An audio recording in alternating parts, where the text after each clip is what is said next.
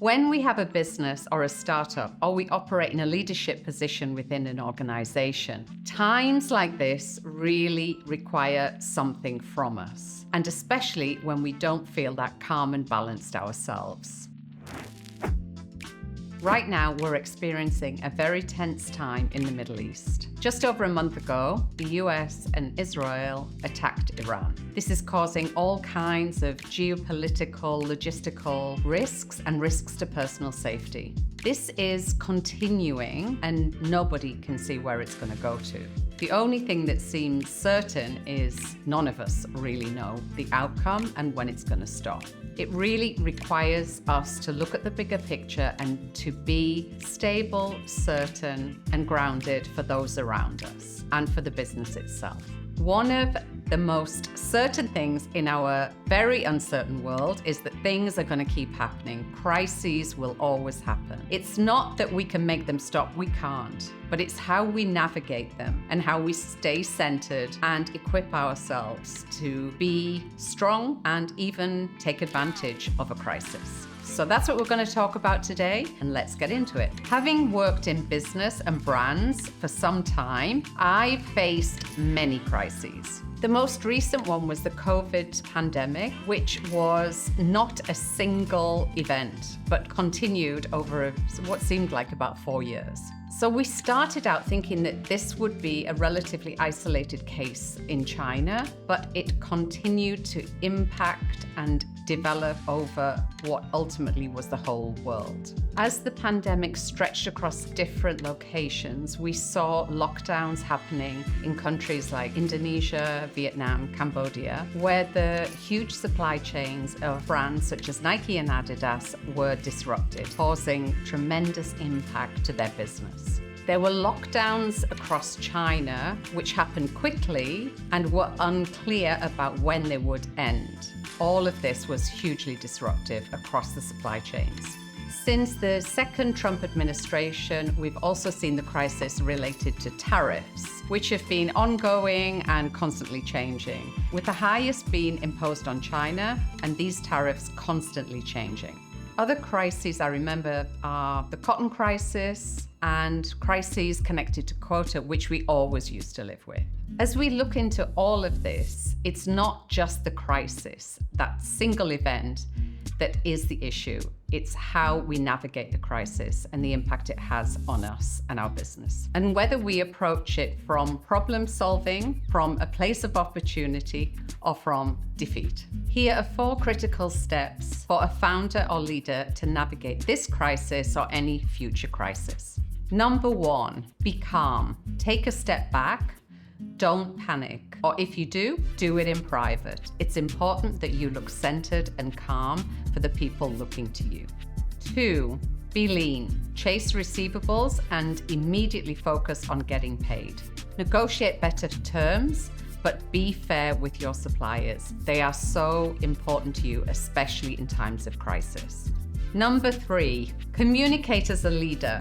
Over-communicate with partners and your team. Transparency is your most powerful tool during volatile times.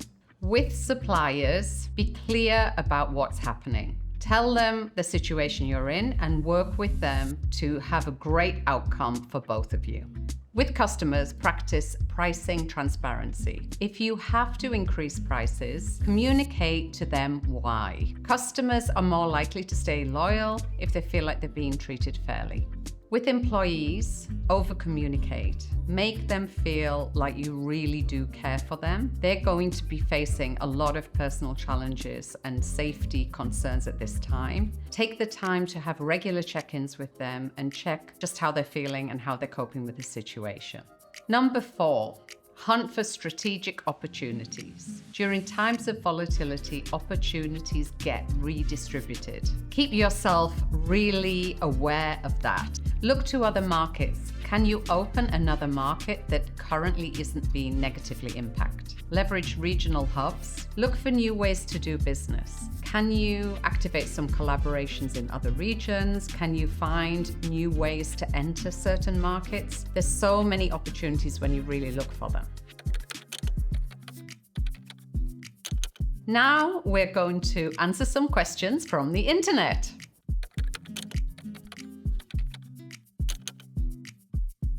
So they're talking about moving production out of China to other locations. There is no reason to move production at this point. The best thing you can do is to communicate with your factories and manufacturing partners on what you're facing. They will also want to know, and they will want to partner with you for the long term. So if there is impact in your business, discuss it with them, work out a way forward, and keep calm.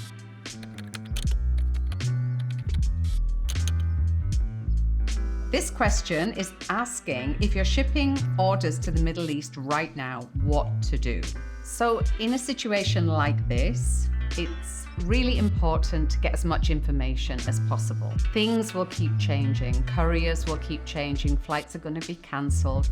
From my experience right now, every day something changes. But those shipments are going through, they're just slower. Check with some other local carriers, check with your factory partners, just educate yourself as much as you can, and then clearly communicate with your customers. For a long-term solution, look at other ways to get product to them.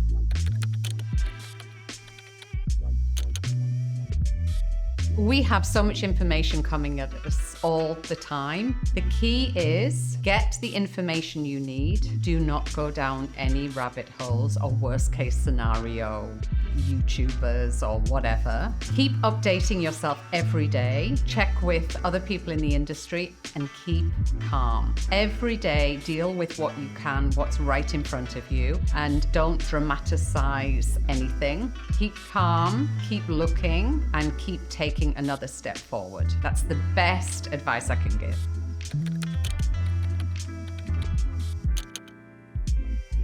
It's really important to learn from every crisis. While, we don't like it as it's happening, and when it's finished, we want to forget about it. It's very important to be present to what you are actually learning and what benefits you're getting from this situation.